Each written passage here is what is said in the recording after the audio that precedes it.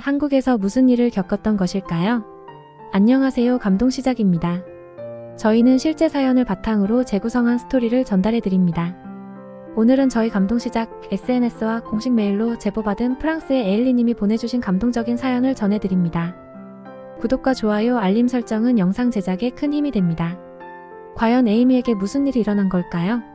해당 글은 프랑스 여성 에일리가 한국에서의 경험을 트위터에 적은 글 내용의 번역본입니다. 안녕하세요. 프랑스에서 살고 있는 에일리입니다.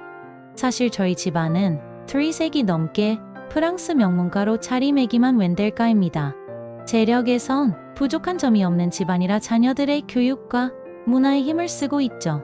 저와 남편은 해외 무역업을 하면서 만났어요.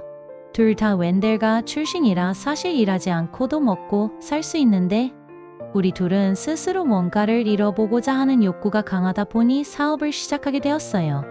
우리 사이에는 예쁜 딸 에이미가 있습니다. 에이미는 무탈하게 커졌고 우리 부부의 성향을 닮아 도전 정신이 강했어요. 아닌 게 아니라 에이미가 하이스쿨로 입학한 15살이 되자 웬 종이를 주면서 부모님 동의가 필요하다며 사인을 해달라는 거였어요. 자세히 읽어보니 스카우트에 가입하겠다는 거였어요. 그리고 올해 1월에 한국에서 열리는 스카우트 잼버리에 참가한다는 내용이었죠. 저는 한국이라는 말에 걱정이 앞섰습니다.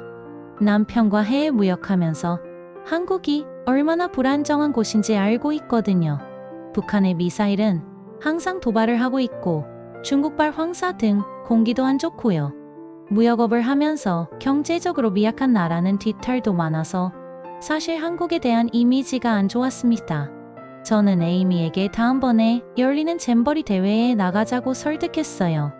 하지만 에이미는 잼버리는 14세에서 17세까지만 갈 수 있어서 생애 단 한 번 있는 기회라고 했어요. 4년 뒤에 열리는 잼버리 때는 에이미가 18살이어서 갈 수가 없다고 하더라고요. 딸 아이가 이번 잼버리 행사에 참여한다고 해서 확인해보니 잼버리는 정말 4년마다 열리는 세계적인 청소년 야영 축제 활동이더라고요. 제가 생각해도 정말 재미있겠는데 에이미는 얼마나 신이 날지 생각만 해도 미소가 지어졌어요. 하지만 개최 장소가 한국이라는 것은 여전히 못마땅했죠. 그렇지만 에이미의 강한 설득에 저는 동의서에 서명을 해줬습니다. 에이미는 야영을 하는 것도 재밌는데 전 세계 150여 개에서 온 수만 명의 친구들과 함께 참가한다고 정말 대단한 경험이라고 좋아했어요. 비용은 700만 원 정도 들었어요. 12일간 비용 치고는 많았지만 제가 아이의 참가비를 대줄 수 있는 넉넉한 형편이라는 것에 감사했어요. 그리고 프랑스 스카우트 연맹은 잼버리 참가를 위해 아이들은 잼버리 대회를 하기 6개월 전부터 쿠키를 만들어 팔거나 중고 마켓 등을 하면서 일부 참가비를 스스로 벌게 했어요. 에이미는 7월 마지막 날 한국행 비행기를 탔습니다. 그리고 도착해서 휴식한 후 숙소 사진을 보내줬어요. 아름다운 바다를 배경으로 하는 곳이었는데 찾아보니 새만금이라는 지역이었어요. 사진을 보니 조금 안심이 되었어요. 그런데 기쁜 마음으로 한국에 간 에이미는 첫날부터 믿기 힘든 이야기를 했어요. 생각보다 상황이 열악해 힘들다고 하더군요. 머물던 텐트에 물이 차기도 하고 약을 뿌려도 달려드는 벌레떼들 때문에 밤새 잠을 설쳤다는 이야기를 들었습니다. 한국의 여름 온도가 35도 이상이었다고 해요. 날씨는 그럴 수 있는데 스카우트 요원들이 행사하는 곳에는 마땅한 그늘이 없었다는 거죠. 한국은 지중해와 달라서 여름이 정말 습하고 더워요. 유럽은 덥더라도 그늘 안에 가면 시원한데 한국은 습도가 높다 보니 에어컨이 없으면 정말 견디기 힘든 곳이라고 하더라고요. 그런데 스카우트 요원들의 행사장에 그늘이 없었다고 하니 정말 어이가 없었습니다. 잼버리의 부실한 준비는 센스로 퍼지기 시작했어요. 저는 페이스북에 올려져 있는 사진을 보고 경악했습니다. 우리 대원들이 벌레에 물려 물집이 잔뜩 잡힌 모습으로 다니고 있었어요. 그늘이 하나도 없는 갯벌에 아이들이 다니고 있고 수도시설이 잘 되어 있지 않아 제대로 씻지도 못하고 있었어요. 그리고 밤에는 비가 왔는데 야영장 텐트에 물이 들어와 잠을 이루지 못했다고 해요. 한국 뉴스를 들어보니 열대야로 잠을 못 잔다던데 아이가 고생할 생각을 하니 이만저만 화가 나는 게 아니었어요. 심지어 고온 속에 제대로 먹지도 못한 어린 친구들이 하나 둘 쓰러졌는데 응급처치도 제대로 못했다고 하더라고요. 속에서 울분이 터졌습니다. 그럼 그렇지. 역시 미개한 나라야. 예전에 한국의 모습을 그대로 갖고 있어. 한류는 포장된 거였어. 어떻게 국제적인 행사를 저렇게 준비할 수 있지? 하며 저는 한국 잼버리를 보낸 것을 후회하고 있었어요. 다행히 프랑스 스카우트 연맹에서는 한국에 간 잼버리 참가자들을 당장 퇴소하기로 결정했다고 했어요. 그래서 5일 날 서울 호텔로 이동 후 프랑스로 돌아온다고 했어요. 저도 에이미와 계속 통화하며 상황을 전해들은 결과 당장 한국에서 벗어나는 게 좋겠다고 생각했습니다. 그런데 뉴스 기사를 통해 퇴소가 확정됐다는 소식을 전해 듣자마자 프랑스 스카우트 연맹 측에서 전화가 왔습니다. 참가자들은 곧바로 프랑스로 가는 것을 원하지 않고 한국의 수도인 서울에 잔류하며 마무리 일정을 소화시키고 보내겠다는 이야기였죠. 제대로 준비도 못하는 한국에서 또 머물겠다고 하니 저를 포함한 대부분의 부모들은 반대했지만 잼버리 참가자들은 격렬하게 자신들의 뜻을 고집했어요. 그래서 결국 남은 일정을 서울에서 잔류하기로 결정되었죠. 저는 너무 불안해서 남편과 함께 한국행 티켓을 샀어요. 에이미와 계속 연락은 하겠지만 일이 또 어떻게 될지 모르잖아요. 딸이 안 온다고 하니 그럼 우리가 가야죠. 우리 부부는 회사 일정을 미루고 짐을 싸고 샤를드골 공항으로 가서 한국행 비행기에 몸을 실었습니다. 보안이 필요할지도 모르니 사설 보안 업체를 통해 한국에 있는 보디가드를 몇 명 섭외해 놓았습니다.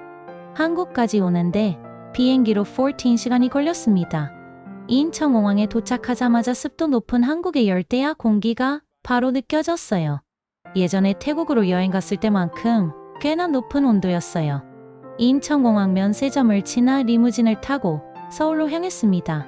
그런데 처음엔 화가 난 상태로 한국으로 출발했는데 예상보다 거대하고 깨끗한 인천공항을 보니 국제공항 중에서도 참 잘 되어 있는 편이다라는 생각을 했어요. 리무진을 타고 서울 호텔로 향하는데 미국의 맨하튼과 같이 높은 건물이 즐비한 곳이 나오더라고요. 구글 지도로 어디인 줄 확인해 보니 송도라고 했어요. 서울이 아니어도 저렇게 발달된 곳이 있구나 싶었어요. 우리 부부는 곧 서울로 진입하면서 입이 떡 벌어졌습니다. 분명 저녁 11시가 넘었음에도 불구하고 홍콩을 방불케 하는 야경이 대단했습니다. 일부러 꾸민 야경이 아니고 도시가 원체 발달하다 보니 도로, 차량, 건물에서 나오는 불빛들만 해도 어마어마했어요. 네, 솔직히 놀랐습니다. 도로도 매우 깔끔하고 지하철이나 버스도 관리가 잘 되어 있었습니다. 한국이 이렇게 발전했는지 상상도 못했던 저희 부부는 그저 이 상황이 놀라울 따름이었습니다. 그렇게 저희 부부는 감탄을 뒤로한 채 에이미에게 위치를 물어보려 연락했는데 금요일 밤 자기 전 연락을 해주던 에이미가 그날따라 연락이 없었습니다. 전화를 몇 통이나 하고 문자를 수십 통을 해도 연락이 없었죠. 갑자기 걱정이 되기 시작했습니다. 무슨 일이 생긴 건 아닌가 싶었죠. 남편이 잼버리 행사 측에 연락해 숙소 위치를 알아내고 제가 주소지를 검색해 경호원 차를 타고 해당 장소로 이동했습니다. 숙소에 도착해 담당자에게 물어보니 오늘은 참가자들의 부탁으로 늦게까지 노는 걸 허락했다고 하더군요. 그래서 종로에서 문화재를 관광하고 늦게서야 저녁 식사를 한다고 했어요. 약간은 마음이 놓이더라고요.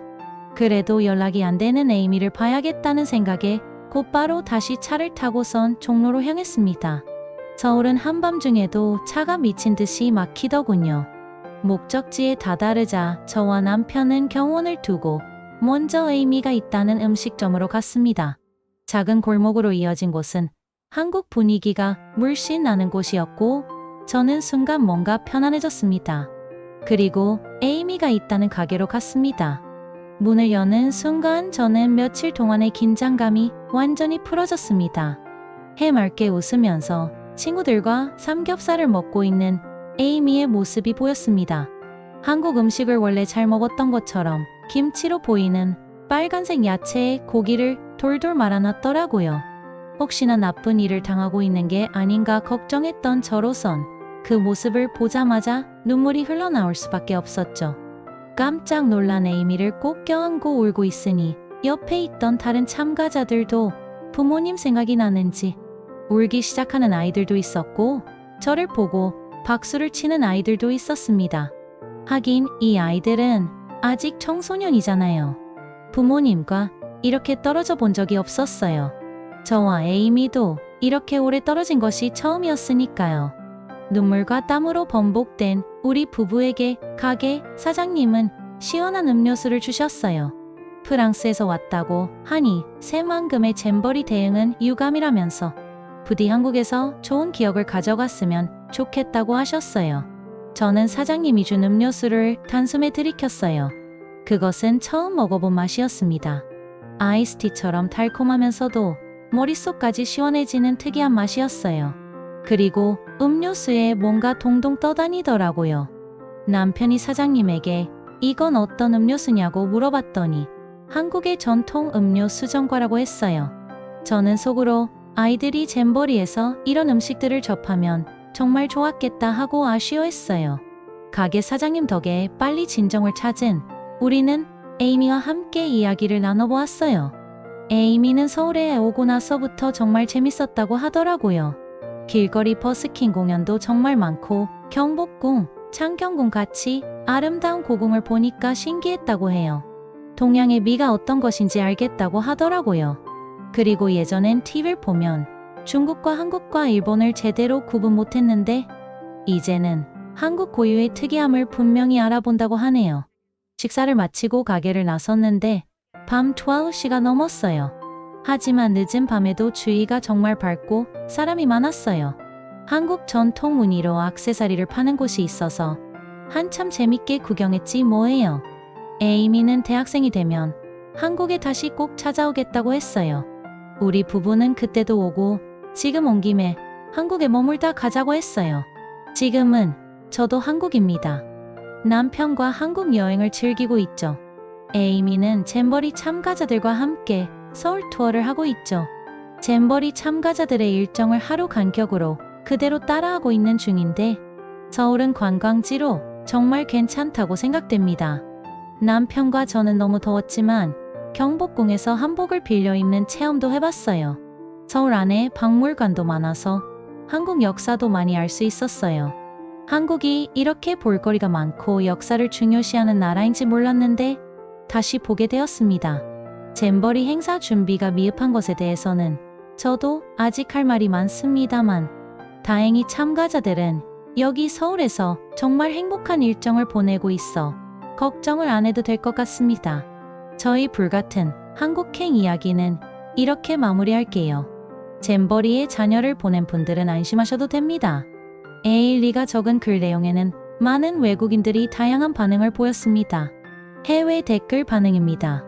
저도 딸 아이가 서울에서 이틀을 보내더니 다음 가족 여행지로 한국을 가자고 하더라고요. 꼭 다 같이 와보고 싶다던데요. 한국에 대해 알아보는 중인데 관광지로는 좋지 않을까 하는 생각입니다. 저희 아들도 지금 한국 잼버리에 참가해서 퇴소하고 서울입니다. 10시면 자는 애가 새벽 2시에 연락이 와서는 잔다고 하더라고요.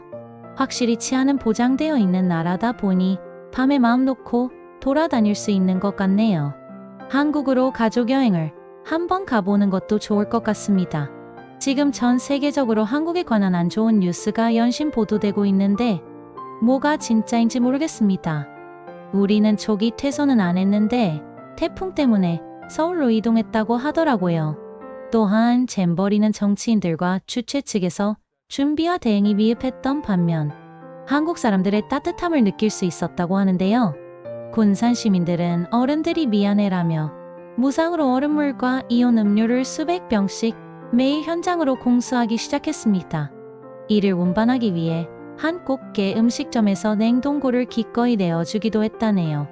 부안 시민들도 얼음물 4만 병을 확보해서 현장에 전달했으며 기업들도 구원 투수로 나섰습니다. 삼성은 신입사원 150여 명을 새만금으로 급파해 환경미화를 돕기로 했고, 평택과 화성 반도체 공장 등에서 견학 프로그램을 만들어 잼버리 참가자들을 초대하기로 했습니다. A는 넷쿨러와 휴대용 선풍기 등을 지원했고, B그룹은 아이스바와 빵을 매일 제공하기로 했습니다. 잼버리에 참가한 많은 청소년들이 한국에서 좋은 경험을 만들고 왔으면 좋겠습니다. 무사해서 다행이에요. 한국은 살기 좋은 나라라고 알고 있었는데 이번 일로 인해 인식이 안 좋아져서 진짜 모습이 궁금하네요. 에일리가 딸 에이미를 위해 방문한 한국 여행. 다행히 좋은 이미지를 가져가게 되어 잼버리 대회의 대응을 위해 힘써주신 대한민국 분들께도 언제나 감사하다는 말씀을 드리고 싶습니다. 저는 앞으로도 계속 한국을 주변 사람들에게 홍보하고 짧은 기간 동안이지만 받았던 큰 사랑을 한국인 분들에게 돌려드리고 싶다 라고 보내오셨네요. 어떠셨나요? 저희 감동시작은 실제 사연 제보를 받고 있습니다. 저희의 사연이 여러분의 하루에 작은 힘이 될 수 있었으면 좋겠습니다. 지금까지 특별한 한국의 이야기를 전해드리는 감동시작이었습니다. 구독과 좋아요를 눌러주시면 영상 제작에 큰 힘이 됩니다. 감동적인 사연을 주변 사람들에게 공유하고 함께 이야기 나눠보세요. 끝까지 시청해주셔서 감사합니다. 더욱더 좋은 영상으로 찾아뵙겠습니다.